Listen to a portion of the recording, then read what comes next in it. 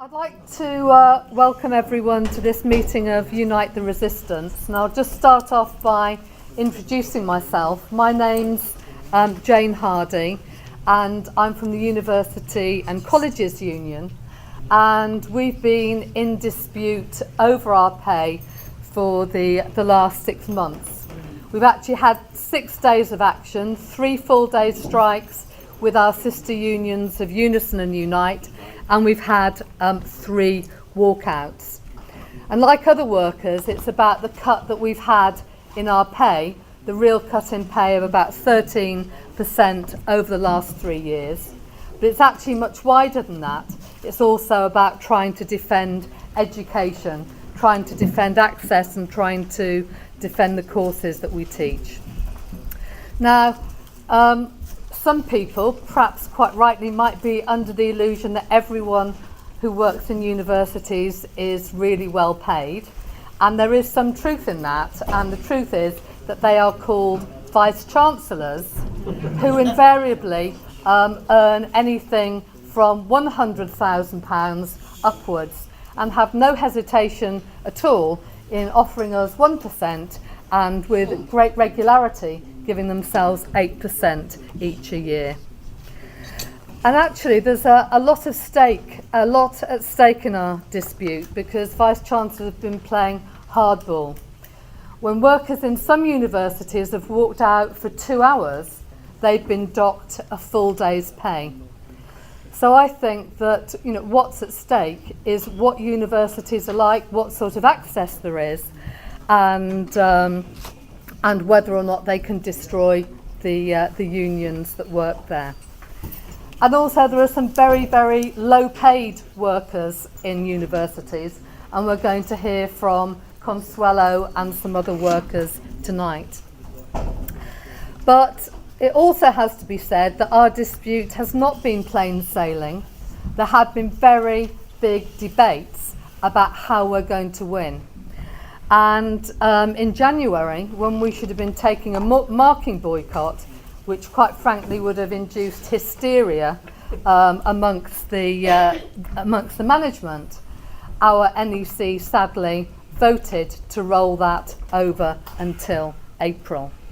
And of course, and instead of having all-out strikes, we had 2-hour strikes. And although we built for those and they were effective, we would like to have been doing something more than that.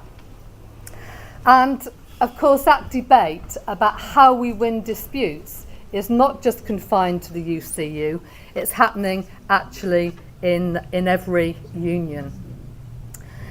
And also, to be honest, we're trying to make up some ground, aren't we? We're trying to make up some ground of what happened in 2011 over the pensions dispute, when we had, without any question, the biggest strikes in every single town and city all over the country, and yet barely had people managed to put their placards away then a deal was signed. So that's something that we're trying to talk about at tonight's meeting. And what tonight's meeting is really about is how we build a really effective and fighting opposition to the coalition, how we build solidarity, and how we build links between the different struggles. Now, we've got quite a stellar number of speakers, not only on the platform, but actually in the audience. Now, I'll just introduce the platform to start with. First up, we're going to have Consuelo Moreno Yusti from the SOAS cleaners.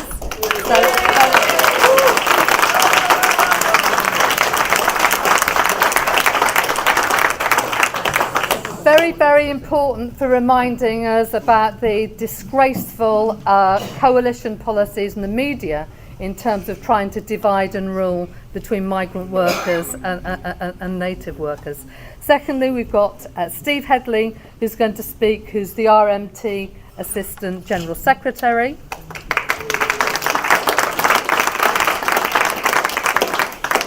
At the end there, very pleased to welcome Clifford from Disabled People Against Us. And last but not least, we've got Courtney, NUT Deputy General Secretary. So without further ado, I'm going to ask all those people to speak, and then we'll have contributions from the floor about the struggles that people are involved in, and also ideas about how we can link up.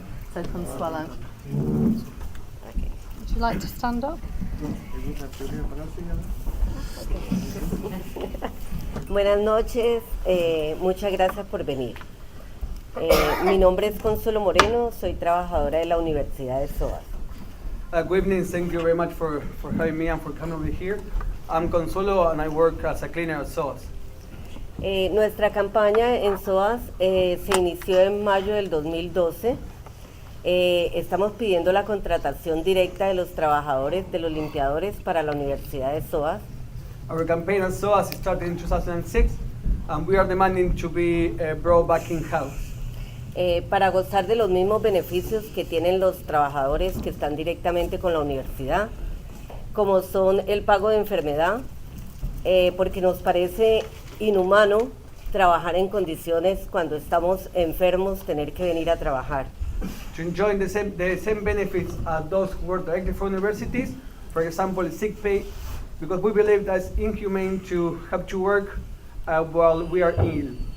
Estamos pidiendo los holidays que tienen las personas contratadas, porque nosotros como limpiadores trabajamos largas jornadas y tenemos poco tiempo para compartir con nuestra familia. We are demanding equal amount of holidays as those who work directly for university, because we work during long hours during the days and we have a limited amount of time to spend with our families.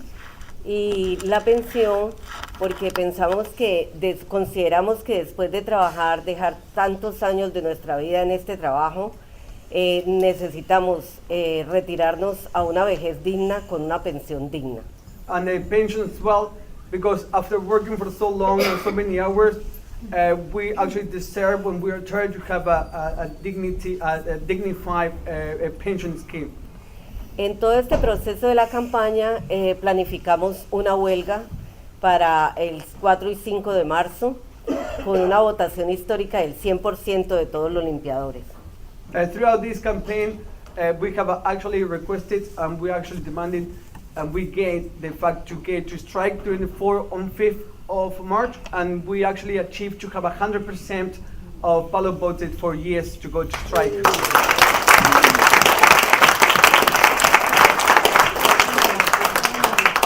El día 4 y 5 de marzo realizamos nuestro paro, un paro que con orgullo puedo decir fue memorable. For the 4th and 5th of March, we went on strike, and I'm proud to say that it was a memorable day. Todos los limpiadores estuvieron presentes, ninguno trabajó para la universidad ese día. All the cleaners were on strike, and none of them worked for the university. Y porque contamos con el apoyo de personas como ustedes, de sindicatos como ustedes, de estudiantes, profesores que nos apoyaron, y fue un impacto grandísimo para nosotros. It was possible because we have the support of all of you, academics, students, and other organizations, and that's the reason why it have a massive impact. Quiero que tengan en cuenta que el 90% de los limpiadores de SOAS somos inmigrantes.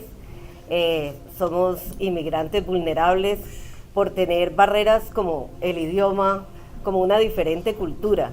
We would like all of you to know that 90% of the workers are immigrants, which we are regarded as very vulnerable, precisely, for example, for the fact that we don't speak English. Pero en todos estos años y este proceso de la campaña hemos demostrado que podemos ser fuertes, que organizados y concientizados podemos hacer una buena lucha. But over the years, we have actually shown that we can nevertheless organize ourselves and we can actually fight back. Estamos seguros que vamos a seguir adelante hasta conseguir el éxito con el apoyo de todos ustedes. And we are sure that we're going to continue this struggle with the support of all of you. Yo los invito a ustedes como sindicato, como activistas, como personas que están en una lucha, que nos apoyemos, que nos aportemos, que en lo que podamos reunirnos y aportar nuestras vivencias y unirnos es la única manera de conseguir el éxito y la victoria. And I invite all of you to join together our forces, our strengths, because the only way that we can actually succeed if we work all together. Gracias.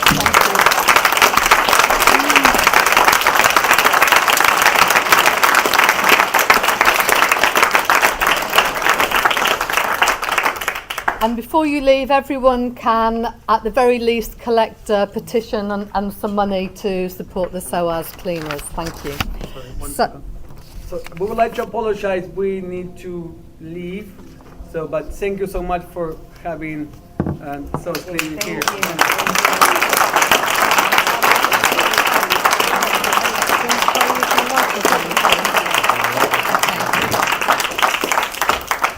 Okay, moving on swiftly, I'd like to introduce Steve Hedley, the RMT Assistant General Secretary. Well, thanks first of all, comrades, for the invite to speak at the meeting. I think it's absolutely essential at a time like this that we do our best to exactly do what it says on the tin, is to come together and unite our resistance to this government and its appalling policies. We've got people in this room really representing the most vulnerable people in society: disabled people, immigrant workers, low-paid workers. And these are exactly the sort of people that the government are trying to make pay for the crisis that was created by their friends in the banks and the international capitalist system. And it's no coincidence that the RMT and the class struggle trade unions have been in the forefront of these fights. I mean, we have one of our great cleaning reps in front of us here, Clara Lozageti, who was instrumental in getting the London living wage for cleaners on London Underground. Right behind here we have one of our retired members, and she's a member of an ethnic minority as well. She's active in all these things, is Carol Foster. And they're the people who've been at the forefront, the sharp end of this fight. Wherever you see a picket line or wherever you see workers in struggle, those two are there. And that's the sort of union that we've tried to build. And it wasn't always easy, you know. Sometimes you had to have arguments within your own union about organising people that weren't traditionally organised in the union. But I think that struggle's been won. And I think we have to take that struggle on to every unions. I have to say, the people behind SOAS and the people around that area were organised in a union called the IWGB. And that union is an independent union. I don't agree with everything that they say politically, but what they do is they go out and organise workers who have not been organised, and they have fights with people, with the bosses, when those workers want to have fights. So for that reason, I'm quite happy to stand on IWGB picket lines, despite what other people from other unions have to say, because you stand with the people that are fighting for those that they're suffering most. Now, the tube strike, well, people will be thinking, well, the tube strike, we know what that's all about, don't we? It's about the closure of ticket offices. Well, in fact, that's only a very, very small percentage of what it's about. The 953 jobs that are at risk are only a part, and it's very, very sort of clever of Boris Johnson to fixate on the ticket offices, because he thinks, well, you know, people will buy the argument that new technology is doing away with all these jobs. No one uses ticket offices anymore. In fact, there's millions of journeys every year that use the ticket offices, and that's just selling tickets. And of course, when there's something wrong with an oyster or somebody has an inquiry, they've got to go to the ticket offices anyway. So when those are closed, what customers will have to do is actually go home, use a premium rate phone call. They find out, you know, costs £3 to resolve a £2 query.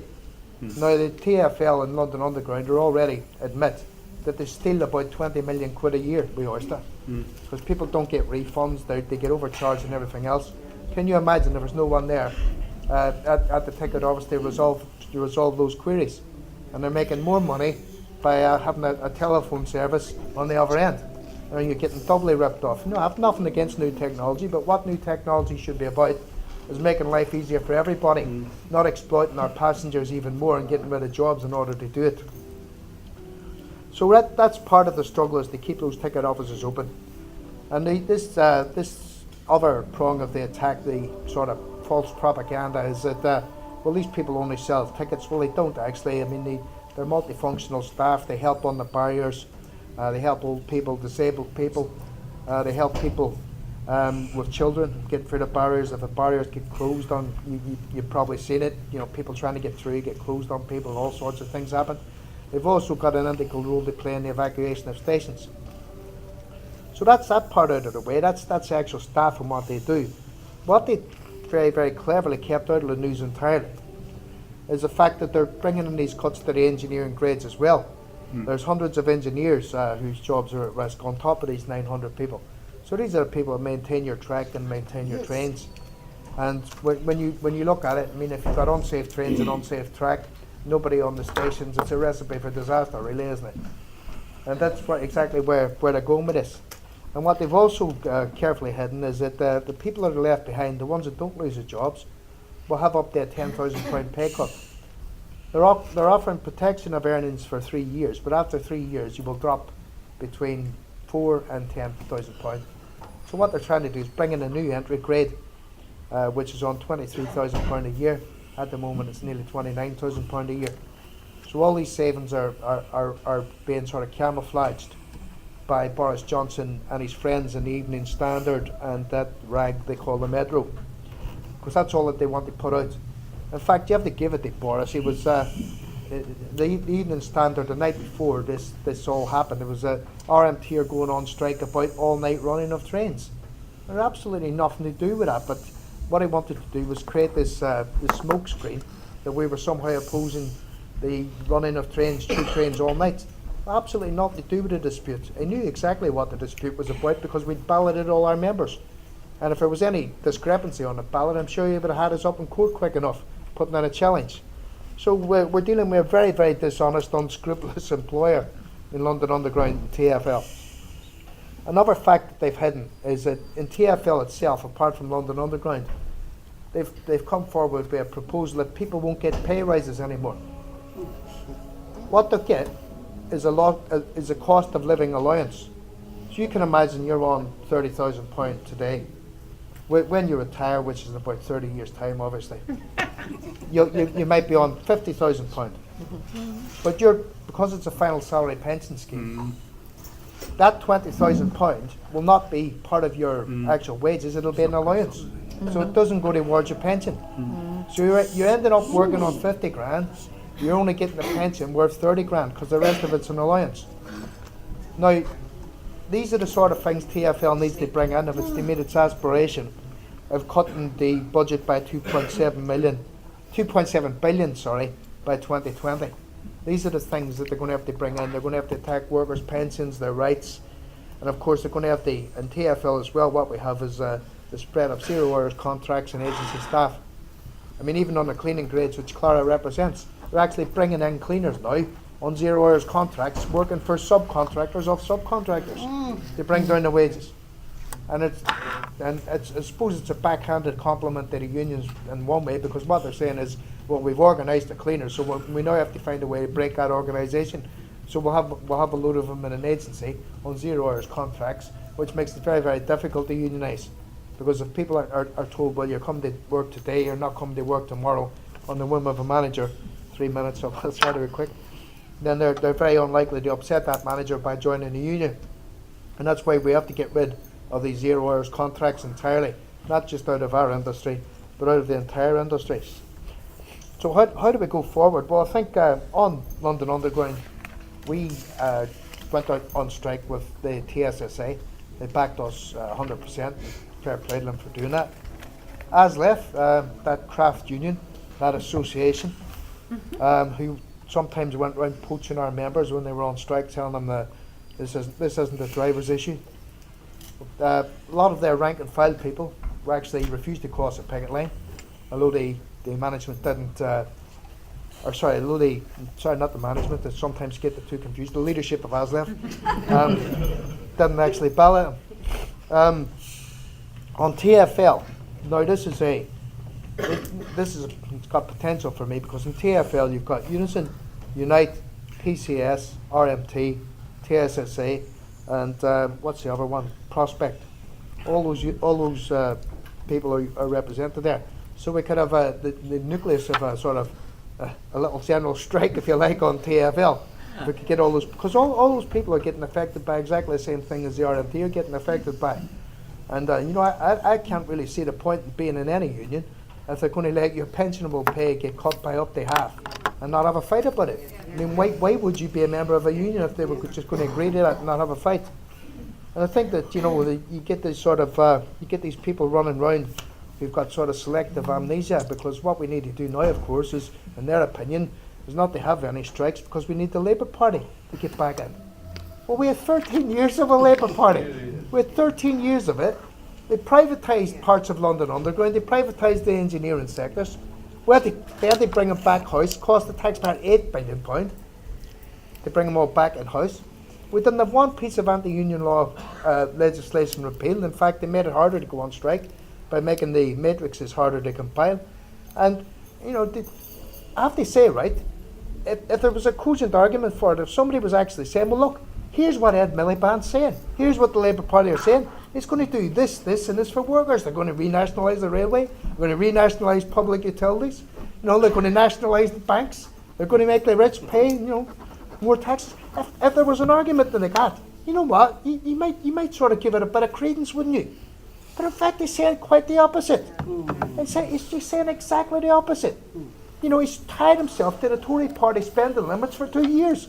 So in effect, for the first 2 years, for the first half of their term, they're going to do absolutely nothing different to the Tories. So, although we have to give an industrial response, what we really need as well is a political response. And, I'm not going to say that trade union and socialist coalition's a finished article. I think it's far from the finished article. But they're standing candidates in hundreds of places around in elections. Couldn't Jenny, myself, stand at me. They wanted to stand me against the mayor of Newham, but I quite like him, so I declined. As a joke, by the way, I don't like him. But what we need to do is get a genuinely industrial response. And look, let's talk about a general strike pretty quickly. We've got 1 minute left. A general strike. Let's have a general strike, but let's not limit it to 1 day. Let's stop this nonsense of campaigning for a 1 day general strike, because all that will do is the bosses will see it off at 1 day and it'll be an absolute failure. What we need is a general strike to bring down this government. That's what we need. And that's what we need to go out and start campaigning for.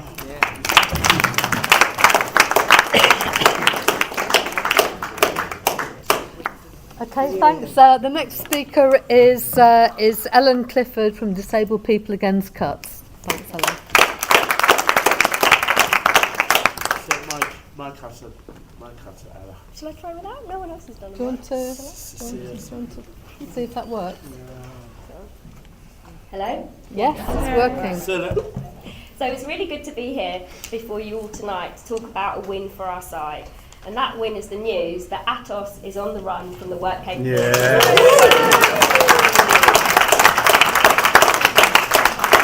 Disabled People Against Cuts, DPAC, was set up in 2010 to resist the vicious assaults on disabled people and on our whole communities being waged by the Tory government in the name of austerity. One of our main focuses for resistance from the outset was the work capability assessment delivered by a private company called Atos. Now, back in 2010 and early 2011, not many people had heard of Atos. Now, lots of people have heard of Atos. And what they've heard about them is that they're a disgrace. They're a company that makes profit out of taking public finance and pushing disabled people into poverty, destitution, and in all too many cases, death. And the reason why people have heard of Atos is down to a few years of hard and determined grassroots campaigning led by disabled people who face considerable barriers in life, yet have come out and fought for our communities. And now Atos' reputation is in tatters. They find it difficult to recruit staff, we've hampered their ability to win and deliver contracts, they're under constant pressure as the government is trying to scapegoat them for the failings of the work capability assessment, and meanwhile the press are on the constant lookout for more and more stories and exposés about Atos.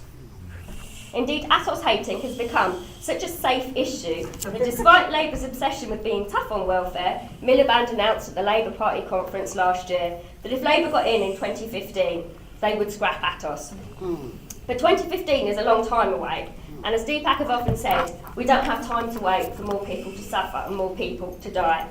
So our communities, disabled people, our supporters, and the trade unions took the fight into our own hands, and we saw off Atos well ahead of 2015.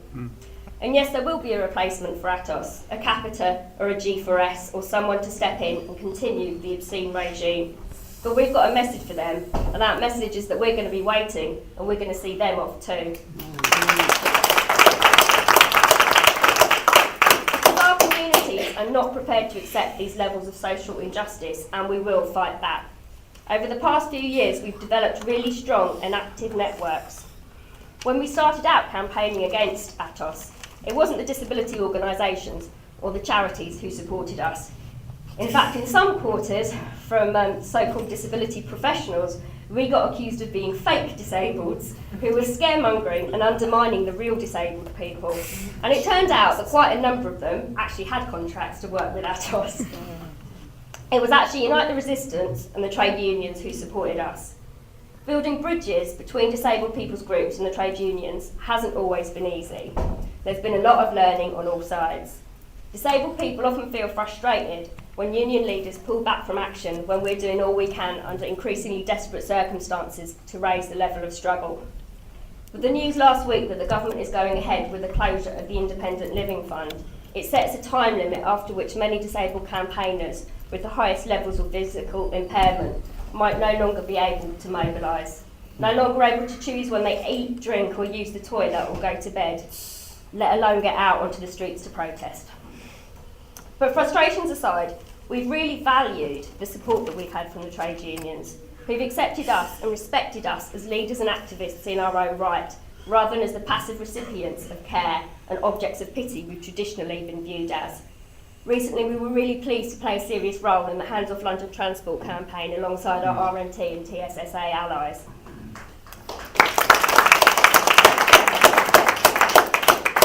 And when our side comes together, we are amazing. Trade union allies in France have helped really pile the pressure on Atos, publicising the horrors that they say they're creating in England. As soon as it was announced that Atos is going to be one of the sponsors of the next Winter Olympics in Canada, and they have their own welfare reforms on the UK model in the offing, trade union allies in Canada got in contact with us, and they've invited us to go over and be part of their strategy for building resistance to that. Solidarity is so critical. It's an honour to have been here today with Consuelo and the SOAS cleaners. They've shown how when we unite and fight, we can have an impact. To be united, we need to oppose all forms of scapegoating. Far too often in DPAC, we have a situation where scared disabled people are getting in contact with us, saying we have to join up with UKIP. UKIP have got the answers, they'll rescue us. So we have to explain UKIP does not have the answers. They're dangerous, they're prejudiced, their vile policies only serve to weaken and divide our communities, leaving the bosses and the Etonians to get away with exploiting us all the more. DPAC proudly will be marching on UN Anti-Racism Day on the 22nd of March. We'll be standing up to racism and fascism. We would urge you to all be there with us. Against Atos we've won a battle, but now we've got to win the war. Solidarity.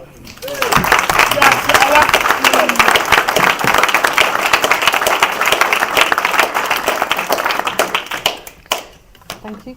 Kevin. Okay, thank you. My name's Kevin Courtney. I'm the Deputy General Secretary of the National Union of Teachers, and I'm extremely proud to be on this platform tonight with the RMT, with DPAC, and with the magnificent workers from SOAS. I want to congratulate the organisers of this meeting for putting it on. I saw people bringing donations to the SOAS strikers at the beginning of the meeting. That's a fantastic contribution to the movement and to building the strikes. So congratulations to the organisers for doing that. I think it's important that teachers and their unions should be involved in social justice movements like this one and should be part of the solidarity movement that exists in the world. And that, I think Steve said, sometimes there are battles to fight in unions about whether to organise disorganised workers, and I think there are battles to fight sometimes in the teacher unions, although many of those starting to be won, about an orientation towards social justice movements. And why is it important for teachers or any other trades unions, but for teachers in particular to be involved with these things? Well, first of all, because teachers are workers. We're part of the same struggles. There are differences between groups of workers, but there is so much that unites us. And when one group of workers wins, we're all a bit stronger. But I think for teachers as well, we have to look around and see the effects that austerity are having on the children we teach. And then you get the sense that our union really must be part of challenging that. We see effects of austerity on children, and young people are some of the hardest hit. And we see that those effects are worst on the children of disabled parents, of single parents, of black parents. Those are the children that are suffering most. But we see young people suffering tremendously.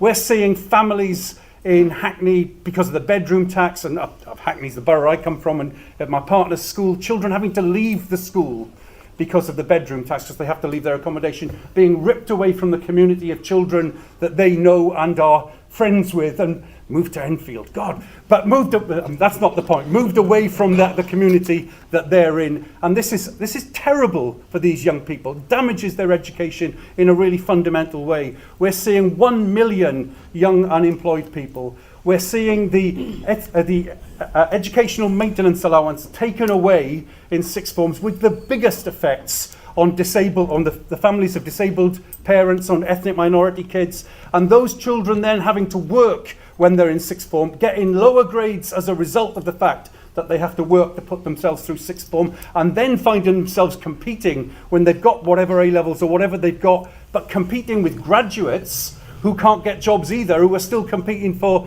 minimum wage jobs, and those graduates having paid £9,000 a year coming up to it now, and treble tuition fees. So we are seeing terrible attacks on young people, and it must be right for teachers to say that's wrong, and therefore for their unions to say it's wrong and to be part of fighting back against it. And we have this moral position to take, and we have to also have some politics about it as well.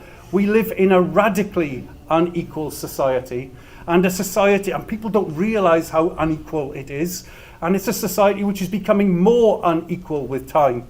And that's why it's so offensive when the Vice-Chancellors, we've heard this referred to already, when the Vice-Chancellors last year pay themselves 8%, and Consuelo's comrades can't get decent sick leave, and they'll only pay 1% to other people. We're living in a radically unequal society, which is getting more unequal because the people in charge are paying themselves loads of money and stopping other people getting them. According to figures I was reading just a little while ago, the wealth of the 1% the top 1% wealthiest in this country is equivalent to the wealth of the bottom 60%.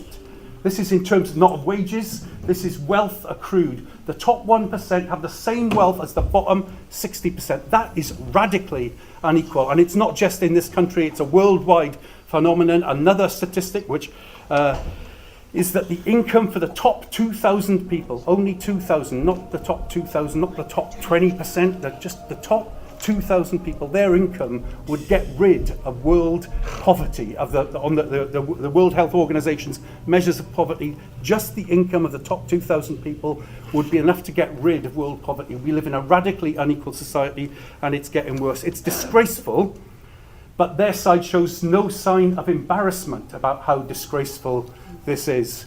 And I just want to say food banks.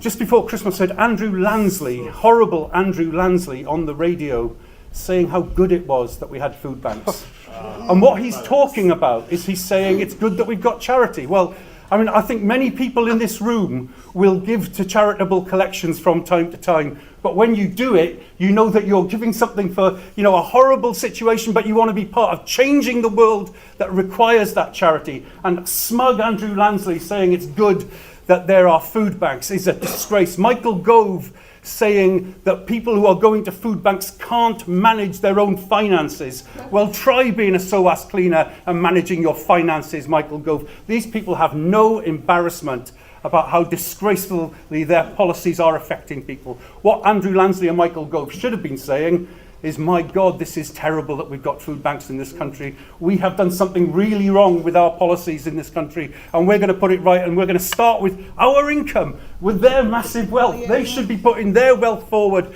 as part of challenging this, but they are not doing that. So, thank you. Take George Osborne's announcement on pension ages, and this should not be a fight that the trades union movement gives up on. but it does feel like that after 2011.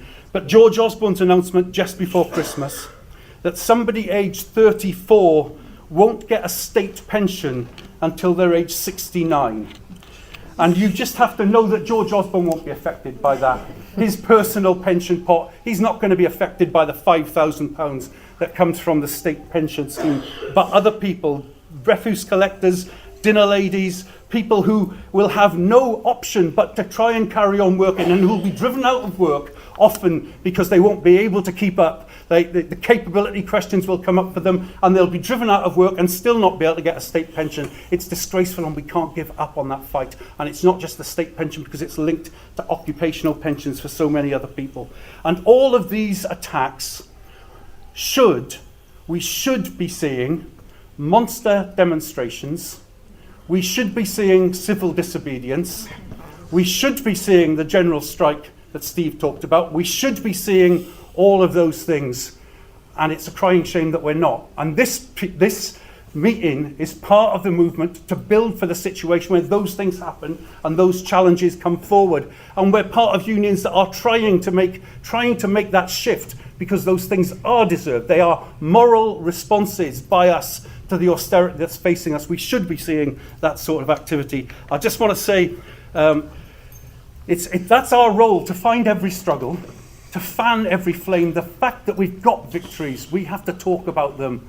We have to talk about driving Atos out. We have to talk about the successes of the SOAS strike, but the people who demonstrated in favour of Lewisham Hospital, who stopped that closure. There are successes across the country, and the unions have to play a bigger role in this.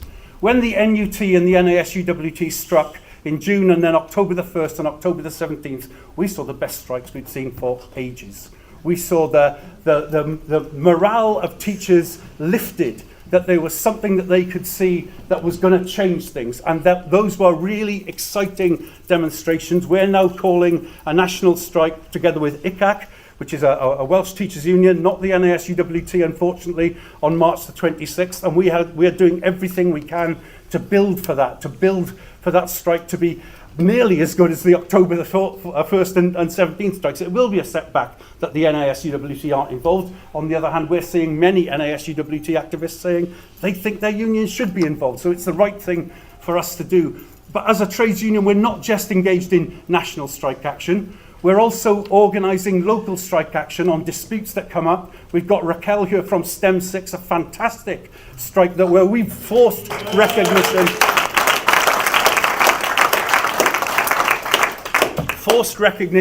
on a nasty employer that wanted essentially a 0-hour contract for teachers, and we forced that. We've stopped that happening because the union and the union members in the school were so strong and supported by a good association. We've seen strikes in Dorset over pay policies, against redundancies. I could go through a long list, but those things are happening.